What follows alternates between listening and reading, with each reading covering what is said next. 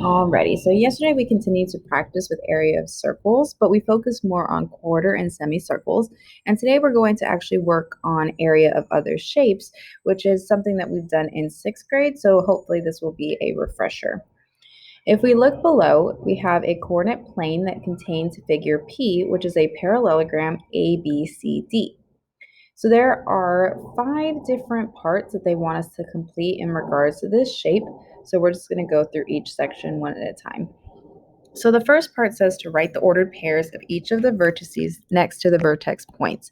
So in other words, each of the corners that we have in our shape, let's go ahead and write that down above vertices.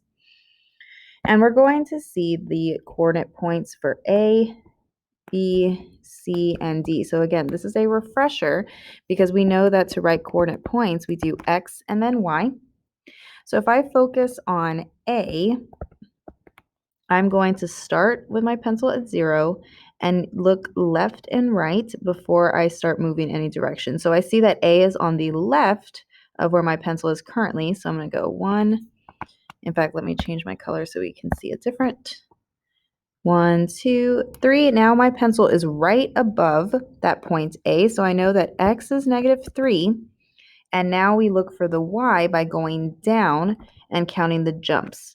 So to change our color, I see 1, 2, 3, 4, and it's going down, which means that is a -4. So point A is at -3, -4.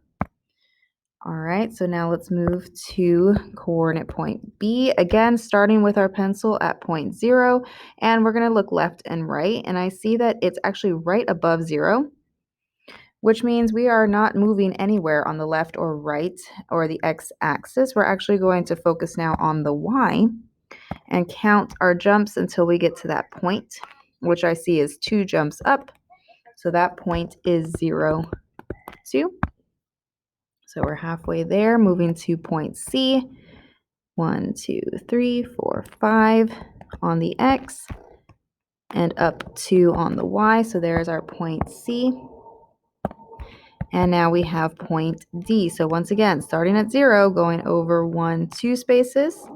So 2 on the X and 1, 2, 3, 4 down, which makes it a -4. Alrighty, so now that we have all 4 ordered pairs for each vertex, we're going to look at part B, which says to draw a rectangle surrounding figure P that has vertex points of A and C. And then we're going to label these 2 triangles that we get in the figure as S and T. So there's kind of a lot already going on in our paper, so let's go ahead and clean this up a bit since we already have all 4 points written in our notebook. And I'm going to use our green color to draw a rectangle.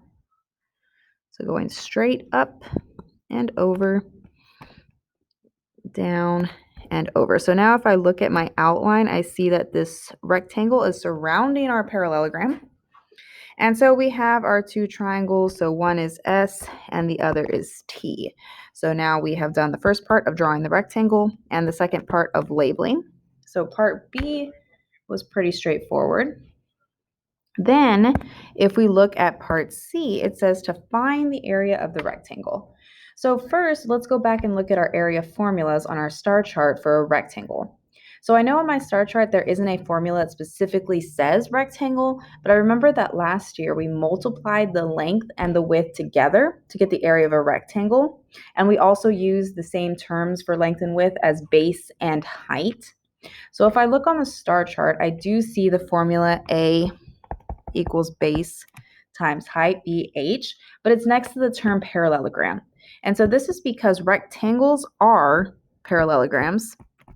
Okay, so we can use the exact same formula as we see on our star chart. So we can go ahead and write A equals B times H. And now we can start substituting our values into the equation. But first we need to determine what is the actual base and what is the height measurements of this rectangle. So if I go from one side to the other of this line segment, I want to make sure I'm counting whole spaces or whole jumps. And I see that this is 1, 2, 3, 4, 5, 6, 7, 8 spaces. So that means the base is 8 units long. And now we need to look for the height, or how tall this rectangle is. So if I'm counting full jumps, I see that it is 4, 5, 6 units high. And then we know what 8 times 6 is, which is 48. And we don't have specific units. We don't know if we're talking about miles, inches, or centimeters. So we're just going to leave it as units squared. All right, so now that we've reviewed the area formula for a rectangle, we're going to look at part C, which tells us to find the area of the triangle. So once more, let's look back at our star chart. And I see that the area formula for a triangle is 1/2 base times height. So similar to a rectangle, we're going to multiply the base times the height, but then to find the area for the triangle, we need to divide by 2, which is again something we have seen last year in 6th grade. So we just need to go through and find those measurements for both the base and the height of the triangle so that we can begin multiplying them together. So let's start with triangle S. I see the base, 1, 2, 3, is 3 units. All right, the base of the triangle, it's just flipped upside down. So I'm replacing B with 3 and bringing down the 1/2 because we haven't done anything with that yet. And then the height of the triangle is 6 units tall. And now we can begin our multiplication. So I see that 6 times 3 would be 18. Remember, we can multiply in any order we want. I just want to do the 6 times 3 first. And then I know when I multiply by 1/2, it's the same thing as dividing by 2. So what is 1/2 of 18? Well, I know that's 9. So triangle S is 9 units squared. Well, let's just double check that triangle T actually has the same area as well. So triangle T, we would use the exact same formula.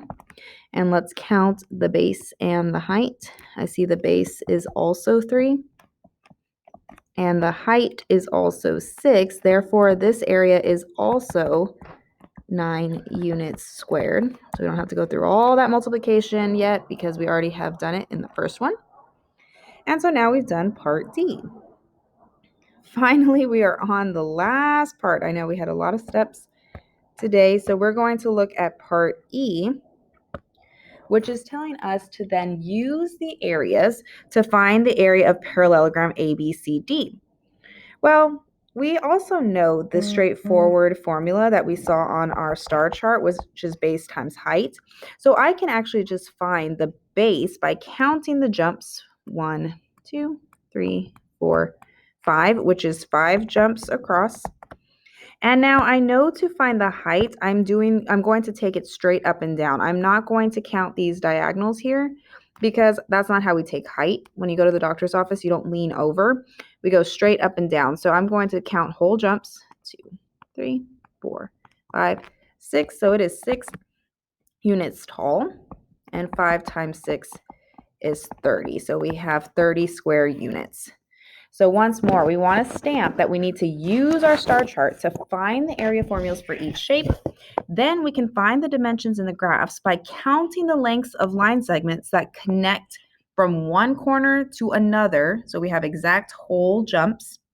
And then we can use those values to substitute into our equation and solve. We're going to try more independently.